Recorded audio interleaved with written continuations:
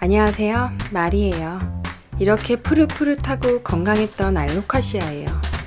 딸이 달팽이와 함께 놀던 놀이터이기도 했고요. 줄기가 정말 튼튼하죠. 그런데 물을 자주 주고 말았더니 흙이 습하고 벌레가 생겼어요. 목대가 썩다 못해 부러졌어요. 햇빛, 물주기, 통풍, 적절한 분갈이는 식물을 키우는데 꼭 필요한 요소예요. 저는 동서양의 아파트에 살고 있는데요. 저희 집은 해가 뜰 때 동쪽 베란다에서 해가 잠깐, 또 해가 질 때 거실 쪽에서 해가 잠깐 들어옵니다.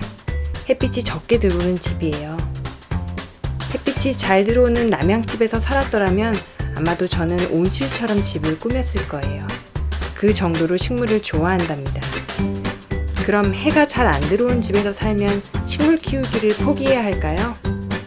저처럼 햇빛이 적게 들어오는 실내에서 식물을 키우고 싶은 분들을 위해 저의 식물 키우기 일상을 공유할게요. 제가 지금 키우고 있는 식물 중에서 이미 죽은 것도 있고 아픈 것도 있는데요.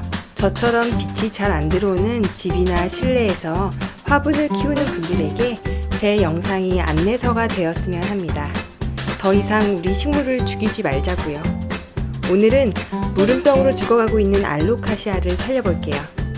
알로카시아는 과습 때문에 무름병에 걸립니다. 이렇게 무름병에 걸리면 알로카시아 목대의 썩은 부분을 잘라버리고요. 알로카시아의 목대 윗부분을 살려 다시 흙에 심어주면 됩니다. 목대의 썩은 부분을 칼로 자를 건데요. 상처가 났을 때 사용하는 소독제로 칼을 깨끗이 소독할게요.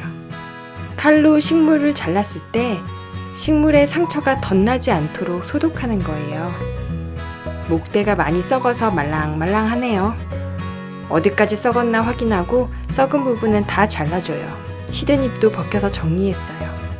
혹시나 아주 얇은 목대 조각도 살 수 있을까 싶어 목대를 잘라봤어요. 이 얇은 부분도 살 수 있을까요? 그럼 썩은 부분을 잘라버리고 남은 부분은 물에 담가 뿌리가 나도록 할게요. 얇은 목대도 물을 줘볼게요. 썩은 목대 부분을 보여드릴게요. 벌레가 득실득실하네요. 썩은 목대와 뿌리는 버립니다. 그리고 혹시 목대 중에 살아있는 부분이 살 수 있을지 실험하기 위해 또 목대를 잘라볼게요. 이 실험용 목대에도 물을 부어줄게요. 이렇게 수경 재배를 하고 3일이 지났어요. 3일이 지나니까 뿌리가 나기 시작했고요. 지금의 상태는 일주일이 지난 모습이에요. 뿌리가 많이 자랐죠? 참 대단한 알로카시아입니다. 잎도 푸릇푸릇하고 윤기가 나네요. 건강해 보여요. 줄기가 길어서 줄기 하나는 그동안 꺾였어요. 이렇게 뿌리가 난 알로카시아를 흙에 심어줄 거예요. 빈 화분에 알로카시아를 옮길게요. 알로카시아를 넣을 만큼 흙을 덜어줄게요. 아! 지렁이가 출현했네요. 제가 지렁이를 화분에 한두 마리씩 넣어놓거든요. 지렁이가 식물을 건강하게 하는 역할을 해서요. 그렇긴 하지만 지렁이는 여전히 징그럽네요. 목대를 흙 속에 다 묻지 마세요. 목대가 지탱할 수 있는 만큼만 심으세요.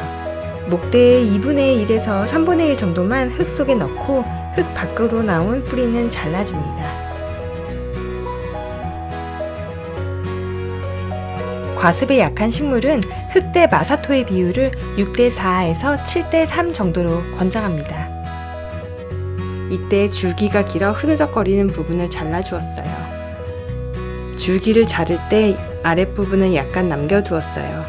시간이 지나면 이 부분은 자연스럽게 갈색으로 변하는데요. 그때 그 갈색 부분을 떼어 버리시면 됩니다. 자, 완성입니다.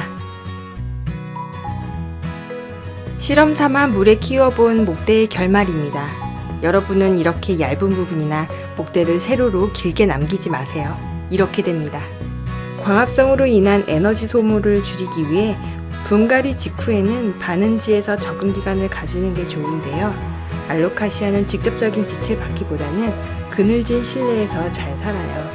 그래서 저희 집에 어울리는 식물이고요. 집 복도에 간접적인 빛을 받을 수 있는 곳에 두었어요. 분갈이할 때 사용한 흙이 이미 습한 상태라 물을 따로 주진 않았어요. 앞으로 잘 자라는 모습 영상으로 올릴게요. 다음에 또 만나요.